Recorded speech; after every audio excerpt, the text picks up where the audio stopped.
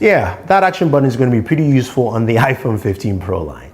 Hey guys, Thunder E here, and welcome to the video you've been waiting for, gaming on the iPhone 15 Pro and the Pro Max. Now, before we go ahead and start, I just want to let you know that I can't show you any FPS readings because none of my benchmark tools for FPS actually are updated for iOS 17 or the iPhone 15 Pro, that being Game Bench and of course PerfDog. So I can't show any of that now. If you want to, I will put that video up on the gaming channel. But that being said, we will look at temperatures, battery drain, and what kind of console gaming performance Apple is giving us on the iPhone 15 Pro line. Now, the first thing I want to talk about is the action button. And you're going, wait, Thunder E, what does it have to do with anything for gaming?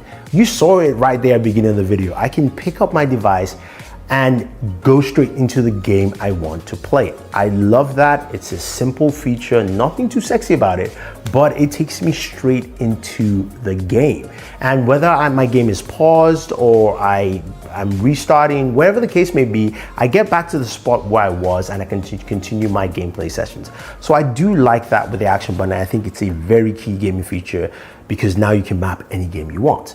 Now, speaking of gaming, Apple talked about console level gaming on the iPhone 15 Pro line. He talked about Resident Evil Village, which you're going to be seeing in this video, Resident Evil 4 Remake, which I've been playing since GameCube. I might be playing this game for the rest of my life. Also talked about the new Assassin's Creed, Death Stranding, a Division game, all that console level on this device. Now you're wondering, what are we getting? Is it PS4 console, PS5, Xbox Series X?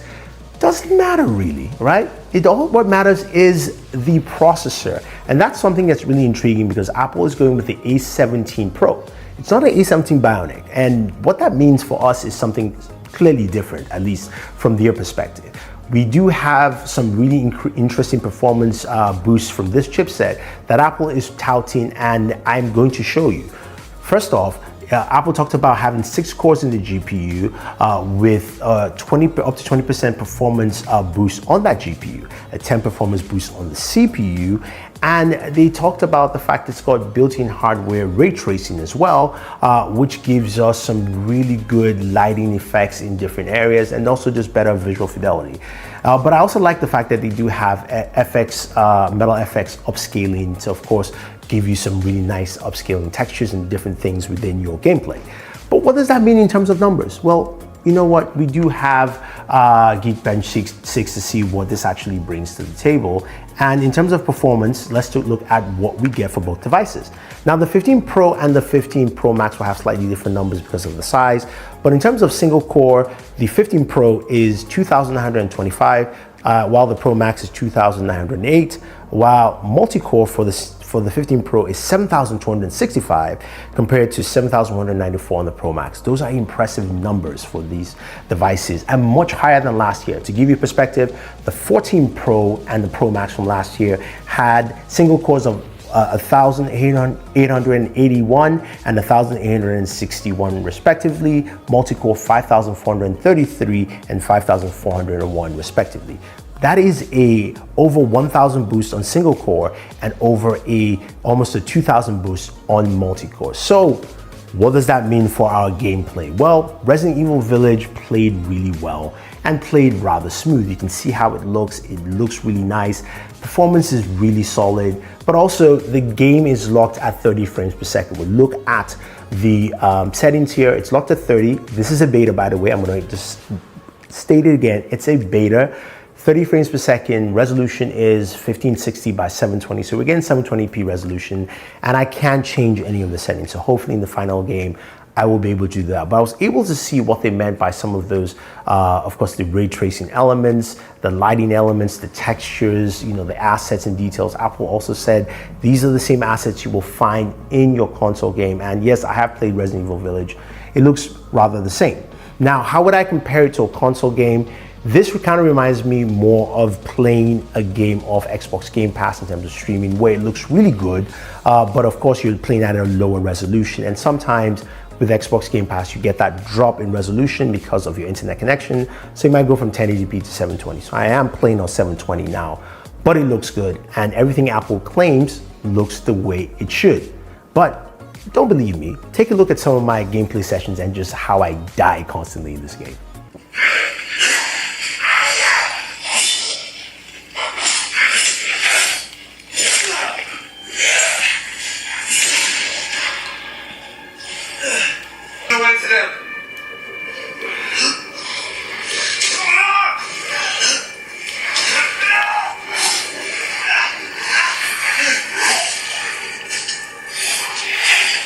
It looked really good and it sounds really good. The audio speaker of the iPhone is solid, and I know some of you are going to be asking for a speaker test. I will do that if you want to. Now, when it comes to temperatures, how are temperatures off the iPhone 15 Pro and Pro Max while playing a game like Resident Evil? It's a console level game. Well, I got temperatures about 109 degrees while playing this, and you can see that that's actually not bad. That is in line with certain mobile devices playing mobile games. But again, this is pretty solid, and I think a lot of people will like it in that respect. Plus, you're not holding the phone, you're using a controller here. What about mobile games? Now you're going, okay, we've seen that. What about the games we usually play, right? What about Call of Duty Mobile? Well, Call of Duty Mobile ran really well. I was able to play, of course, on ultra medium settings flawlessly using the controller. Without the controller, it played solid as well.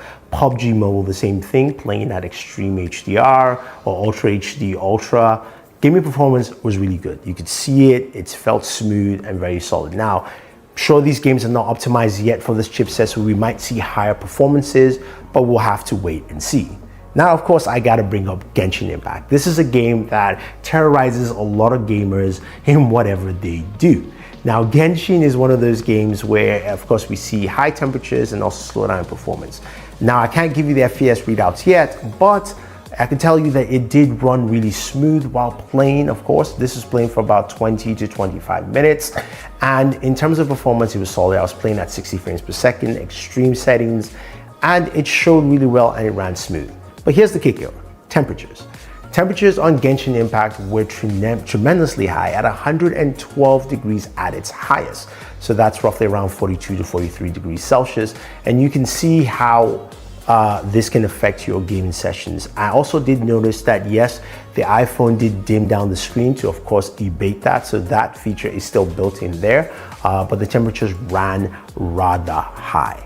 So to combat those temperatures, I decided to try something a little bit different. I was able to get the Cryo Armor case from Spigen. This is not sponsored, but I went to see how it would affect it in terms of temperatures playing Genshin Impact.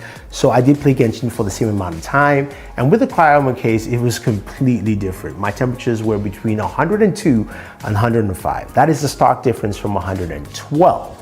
So hey, if you're gonna be playing at least Android games for a while, this will cool it down for you quite effectively, and I think it's actually quite useful. I'll leave a link for you guys down below. So you're thinking, okay, I want to use that case, what about my controllers? Well, the case will not work with your controllers, it's just too thick.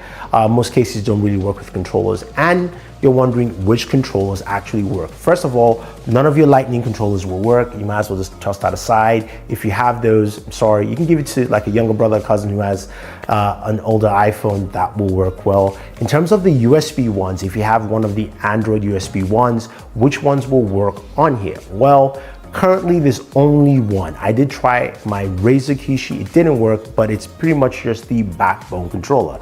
And to be precise, it's a certain update level on the backbone controller. I believe version 1.12 and up does support the iPhone 15. You can update it through the Backbone app, and it's something that also Backbone says that if you have issues with any of the controllers, they will just swap it out for you. So that's the only controller that works at the moment for at least gaming on the iPhone 15 Pro and the 15 Pro Max. Now, what about game streaming services? Xbox Game Pass plays well, flawlessly. We've got a really good Wi-Fi chipset in there, as well as also 5G chipset. So you're able to game and stream quite effectively on this device, where you're playing games like Starfield, which is amazing to just jump in and play, especially on that display with the high resolution and also such brightness. I think it's about 1700 nits or 1750 nits, peak brightness 2000, of course, at outside, as you would expect. And I think when you look at everything overall in terms of gaming, whether you're playing mobile games or you're playing console level games, this is really interesting because Apple is changing that conversation here, right? I was one of those people who went, look, I love the idea of playing my game streaming services like Xbox Game Pass on my device. Now, the one thing that is a downside is that I cannot play those games when I'm offline, so AKA in the air, and I travel a lot. Apple is kind of changing that dynamic by saying, hey, you can play because you can download and play games like Resident Evil, Dead Stranding, all that stuff, Resident Evil 4 Remake, on your iPhone directly and get the same performance as you would find in your console. Is it PS5? Is it Xbox Series X? Is it PS4? Xbox One X? I can't fully tell you yet, but I would say it's closer to a game streaming service in terms of performance and look. Now, let me know what you guys think about what the iPhone gaming is like and what it brings to the table. Are you impressed? Are you satisfied? Do you think this is a big jump that we had from last year? The fact that we can play current console level games on your iPhone 15 Pro and 15 Pro Max. This is Thunder E saying thank you and always enjoy your entertainment. All right, back to Resident Evil. See if I can pass that stage. Oof. I love it. You just get right back into it. Look at that. Like you hit the button and you get right back into it.